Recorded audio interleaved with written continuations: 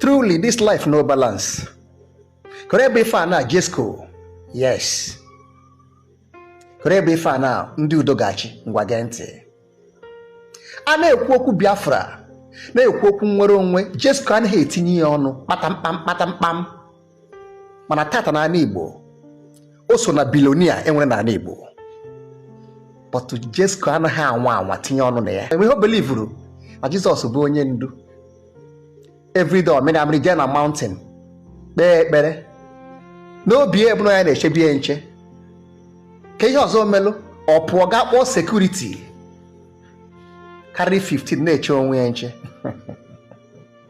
Olofuzie that na mbosi chi ga-elota gị.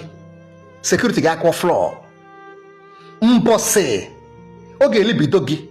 Tada anwa ka ị ga-afụ. Na ngara chi ga-eyi. Na ọ bụrụ ekpele na-alụ ọlụ. Hope enyi na-ebu that na uti ekpere ọ na-ekpe na ọnụ ọ na-ebu na mountain na security o nwere enwe na aka mma mpi ya na-arụ. Mbọsị nke nwanne ezi ọya na the same Jesco now na-aga na mountain a na-eme oji onwe protection ka o si wele eche. Ọ nọzi ebe anwa aka biya na-arụ. Hand touch him. Ma nyawa ma sister eburu ha together. Ebe afọ ọ na-eche na ya ma nwa ụgba. Ọ kwụọ 1.5 billion before ihe ji ya aha anya uti abeg. Eji mefa welo agba the whole Igbo billionaires okwu. Support your people. Stop to stand against them. Because government will come and go. Ofangu alone. Your security. Buonye sugimi mboge legally. Nda hepakolo as in the Nigerian army, police. Would you see onwe garo? Bundige sugimi. Jesco. Ane menu ne mana. Basalo. Biafra. Nwere onwe. Jesco anaghị etinye ọnụ na ya. Ihe ọ gbara mbọ bụ ije gị kpọrọ Nigerian police na army randu onwe as security ya na ya adịgo safe. Shikọrọ the whole police na army gba onwe elegede. A na-afụ siren nwange na ya adịgo safe. Nwa nwoke bụ Jewuzaza. Shikọrọ police na army Nigeria gba onwe elegede. Ndị oli ọkọta. Olofuzie na ndị ha ga-esu imi. Olofuzie nọ ndị ha ga-elele maka na oke nọ n'ụlọ ọlụ nke dị n'ama na azụ dị na nga dị n'ụlọ. Iya afụ na a ga-apụra na-achọ na ndị na-anaghị achọ ha n'ọha buje mana asị ka ọ bụ ndị buje enu.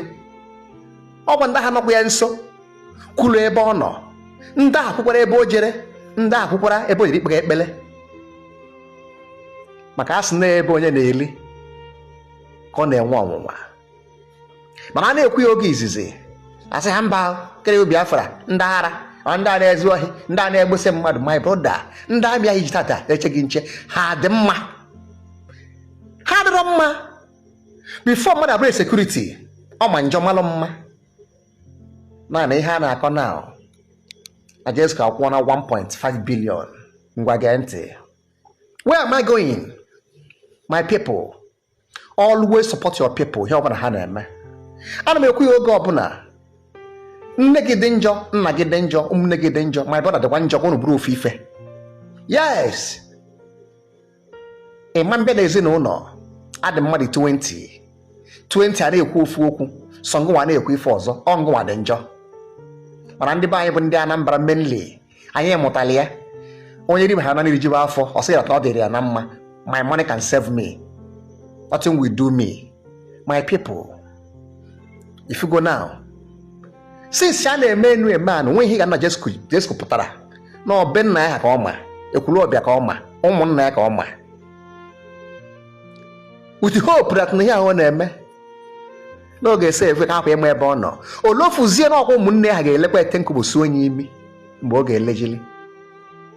Jesco eme a na-ekwe na-ekwu ata Biafra, ọ naghị eti ọnụ n'ala Igbo. Ihe maọbụ nke ya ka ọma, ekwulu ọbịa ka ọma. Gọọmenti aha ka ọma. gọọmenti sign ole police na army na-eche nche na ọdịgo safe. Njọ gị tata Jesco na ọdịgo safe. The same thing with Tangwa bụ security it is safe tata. The same thing with Ngwa tata bụ billionaire it is safe. It is not safe. Go close to your people if it is safe. Ọ nwanne onye na-eche nwanne ya nche, ọ bụrụ onye mba.